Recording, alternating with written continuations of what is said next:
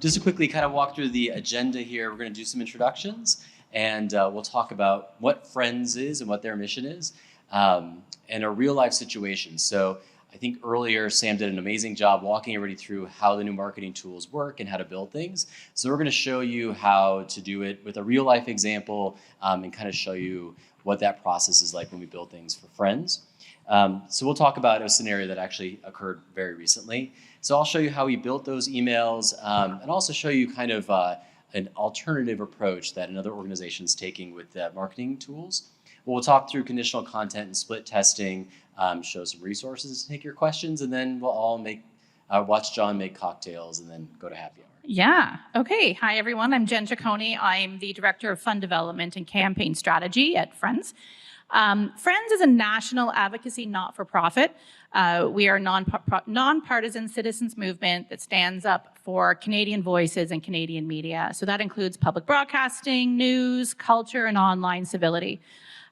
We are a relatively small organization. We raise about $3 million a year, and predominantly from individuals. We don't have any major donors. So this is all grassroots fundraising. For our email program, we have about 70 to 80,000 subscribers, I believe. And we include a newsletter with that, as well as advocacy emails. So we're quite active with our emails. We have about a 30 to 40% open rate, which is great. So very engaged. We get lots of emails back from our supporters from all different walks of life. So it's quite fascinating. I'll have to just quickly want to do a big shout out actually to Brandon, just because Raise the Roots does a lot of the work for us regarding our email program. And so his work with us has been exceptional, and it's just a pleasure to work with you. So to talk about the situation, so we have to have a very nimble email program. We do have a regular newsletter, but being in the advocacy space, we have lots of situations that arise where we have to jump in, get our citizens moving on petitions, supporting the cause, speaking up to MPs or senators, as well as when we're campaigning in front of the Senate, or sorry, not campaigning, testifying in front of the Senate and the House of the MPs. So recently, I'm sure a lot of you saw this, we had a situation with the official opposition leader who wrote a letter to Elon Musk and Twitter regarding the CBC. And we all know the CBC has been in the news a lot regarding certain taglines. And with that, he was asking Twitter to label the CBC as government funded. Well, Friends is a big champion of the CBC, and we had issue with that labeling, only because Twitter, when you look at their definition of government funded, is actually more closely related to state media.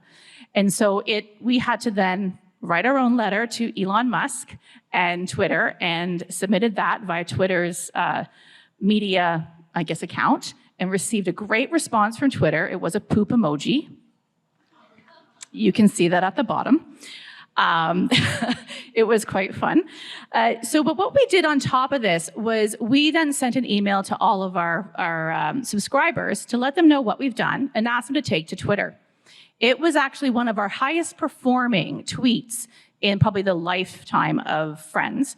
We had about, within a few hours, 12,000 impressions on that tweet alone, and subsequently got a lot of emails back from folks, positive and negative. A lot of folks who aren't on Twitter, but we also had lots of activity on Twitter. Folks that haven't been on Twitter in a while took to Twitter and actually helped spread the news. Of course, about 24 hours later, Twitter then removed the government-funded label. They didn't remove it, he changed it, and then eventually removed it altogether. The label we were looking for was public-funded, because it is a publicly funded organization, based on the parliamentary appropriation and the fact that it's independent via the Broadcast Act. So that is kind of the nutshell of what we were working with. We work closely with Brandon in creating the content and revising it, testing it before we send it out.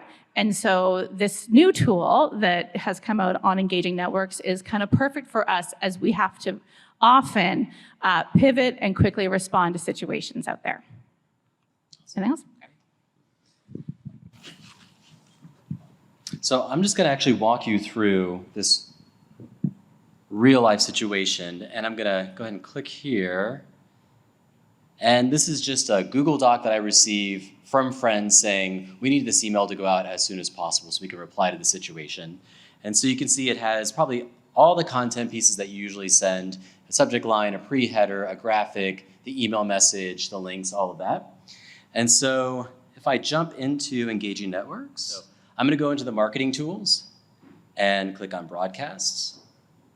I'm gonna click on create broadcast, and we'll call this the poop emoji email. I'll set my primary ask is gonna be advocacy. And we're just doing an email, so I'll leave that one selected. And we would generally pick our audience. So I'm just gonna click the first one to move through this. And I'm gonna click create core message. So if I click from create a template, we have our templates in here. So we have our English email template, and here it is.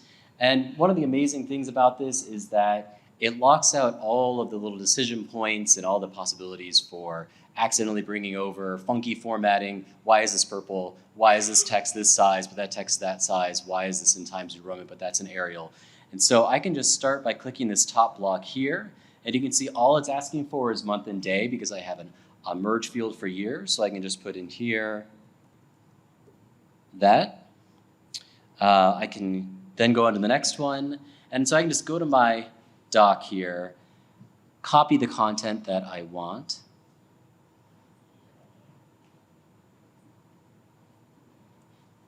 just highlight what I want to put in, paste it in. I'm going to have an image here they've given me the link for, so I can just highlight this graphic. Okay, highlight this graphic, and I'm not going to actually put you through this, but I've already uploaded it. But you just upload your image here. I'm going to grab one just for the sake of time. Click insert.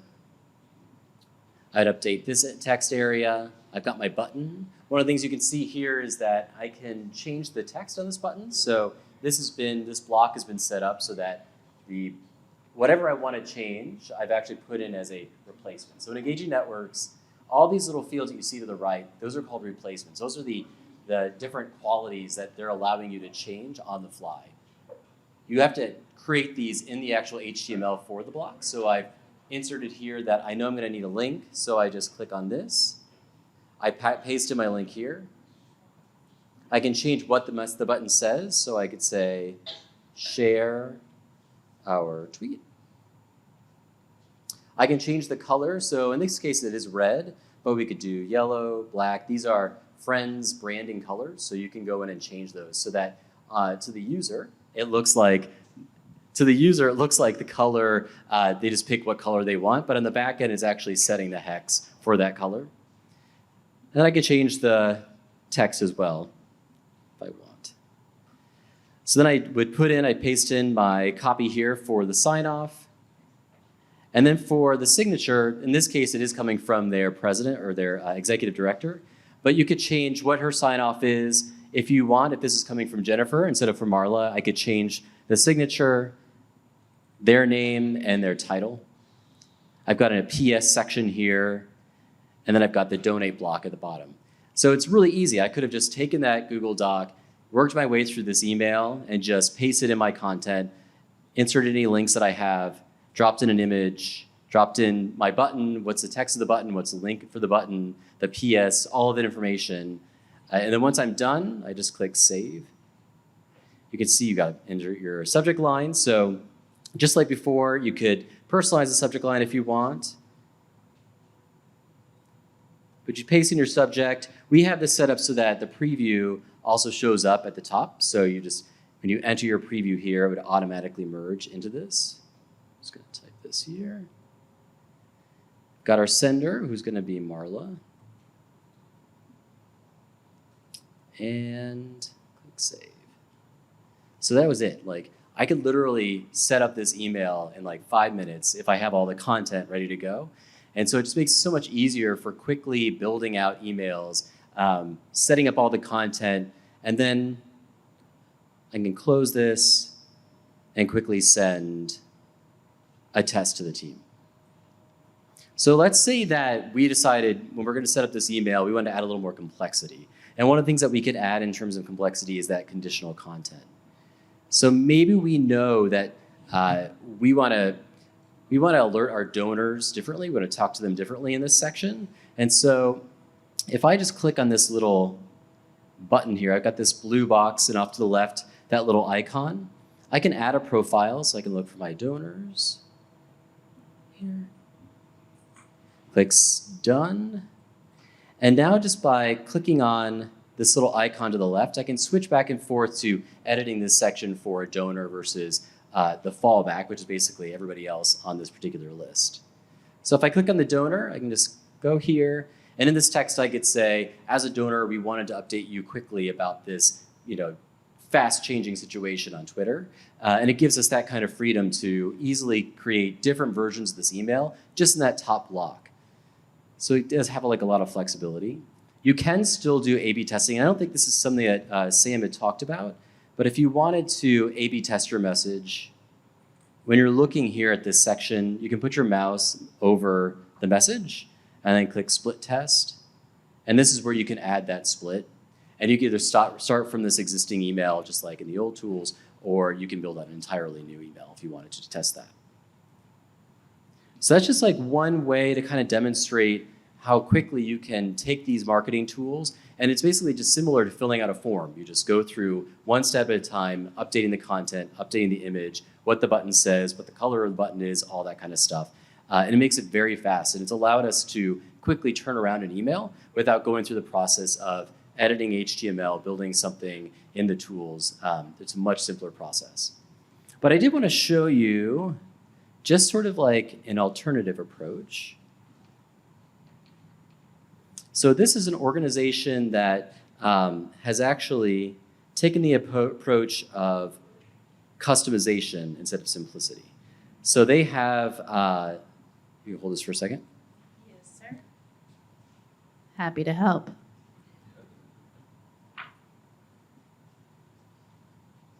Thank you. And so instead of having the process where you can just fill out as few things as possible, just to spit out an email as quickly as possible, they have emails here that give you a ton of flexibility on these blocks. So just to kind of give you an example, let's just look at something as simple as a divider line. So here you have a divider line, and when we were building out these templates, what they realized is that they do their divider lines in all of their different brand colors. They do them sometimes with dots, sometimes they're wide, sometimes they're thick, sometimes there's more space above and below them. So when you click on this divider, you have the option to set the padding. So if you want more space, you can set that. The thickness, so if you want to be more or less visible, you can change that. The color, so these are all of their different brand colors. We did actually have to change it to lichen because that's the name of that color. So if you wanted to be lichen or winter sky, you can easily make that change. You can also change what the divider looks like. So you have solid, dotted, or dashed. And then how wide is it? Is 100% width. So it is possible, and it's a really powerful tool, that anything that you would have done to stylize a block, to stylize a button, to stylize text, you can add in those options using these replacements, and it really gives you that kind of exact customization so that you can do something really simple like what we're doing with Friends to be able to spin out an email quickly and be as responsive as possible. Or if you want to have a button that has different border radiuses on an email by email basis, you could set that here and create that level of customization. And so it's really great in that way. And I just wanted to kind of use this as real world example, a time when we had to create an email very quickly, while at the same time showing the level of customization that's available. So that's all we wanted to cover. And I think we'll do Q&A now. Let's do Q&A. Yeah, thanks so much. So just kind of sticking on this one as I get this all booted up, I think this goes a really long way to demonstrate one of the points that I was trying to make earlier, where think of yourself in the position as a director of marketing, a VP of communications, the editorial advisor, right? and you have a marketing team underneath you, and all you want them to do is you want them to be able to take their great copy and great content and put it into a newsletter and get it sent out, right? And doing something like this, that is a designer's work to come in and do that work, but now it's just available for everybody. So now, if you would have had, person A and person B, and person A has a bit more HTML skill, well, historically, that person probably got stuck doing more of these kind of emails, right? But you really just wanted them to just be able to write great copy and send out emails, right? And so now both of them, you're equipping both of them with the skills to come in and do that. I just thought I'd kind of start there to either one of you who wants to take that statement. Actually, I was going to say, I think that's the key. When you set yourself up for success, it makes your life a heck of a lot easier. So doing that pre-planning, that pre-structure, setting up the templates, that saves you a ton of time. And then when you can then bring in other team members to jump in and do those emails, because they can jump in. It's kind of user friendly. I think that was one of the things with our team, was a little hesitant to use the EN email platform, because it was kind of a little bit more, oh my gosh, I can't change the font. What's going on? Okay, fine. I'm going to pretend I know what I'm doing. I'm going to play with HTML, and then you make it worse or better. And so this makes it, easier to kind of, not easier, but more attractive for people to kind of jump in, help out, and definitely much faster on the back end.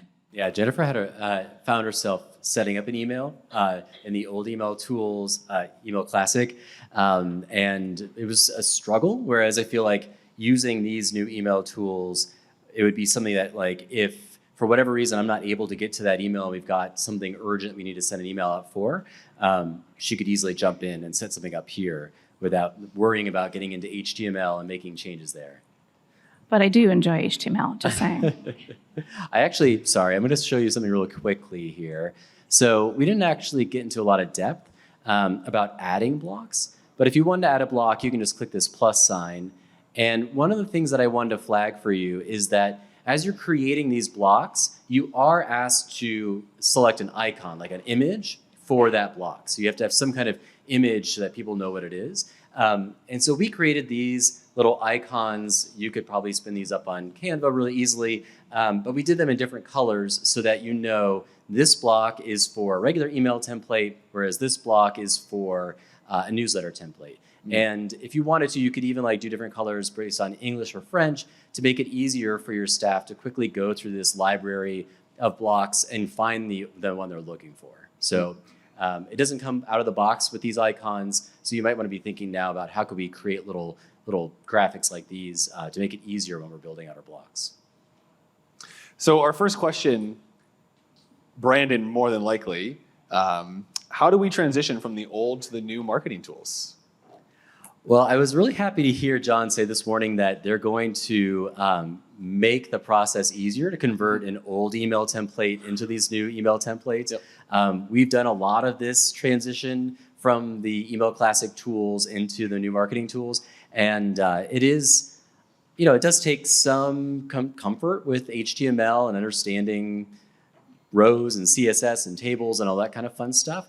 But I think probably if you're looking to do this and you don't want to have to hire somebody and go through that process, the best place to start is with the existing blocks that EN has already created. So if you go into that sample blocks area, you'll see that Engaging Networks has a great library of existing blocks they've built out, and likely these replicate to some degree the blocks that you're already using for your own emails. And so your best approach is to take these and you'll be able to duplicate them. So if you go into 6 zillion clicks here. Okay. So if you go up into the marketing tools and to blocks, you'll see these are all the sample blocks that Engaging Networks has provided. And you can put your mouse over it and just click copy block.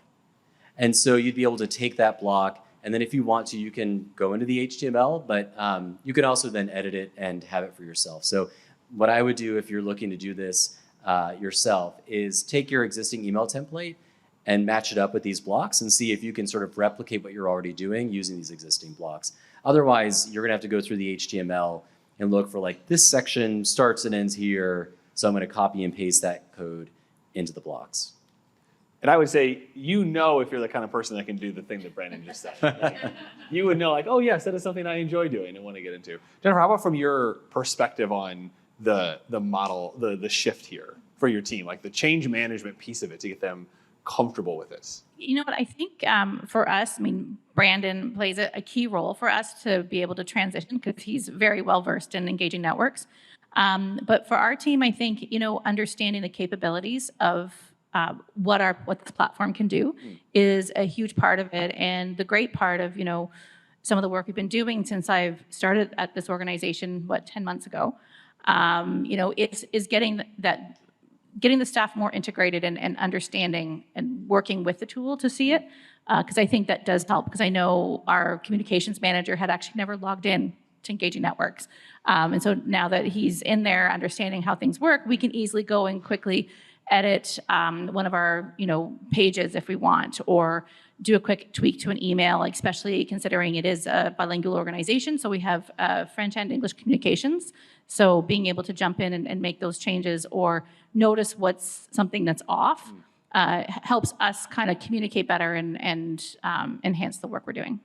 Yeah, and I think if you have people at your team who are not familiar with Engaging Networks, but they're responsible for things like strategy and content, it's really helpful to do a walkthrough of all this functionality, to talk through A/B testing, conditional content, and some of the creative ways that you can use the tools, because it's very difficult to create strategy if you don't actually know what your tools are capable of. And so as soon as we do a walkthrough and we have the team in the tools and we're showing them how it all works, it's like suddenly all these light bulbs are going off. Like, we never knew we could do this, and we could write content that's different for people who are donors or advocates or people who have expressed an interest in this particular topic in the past, taken action on this in the past. We know that we have some friend supporters who are big CPC advocates, some who are not necessarily CPC advocates, but they do oppose the creeping presence of American tech companies in Canadian life.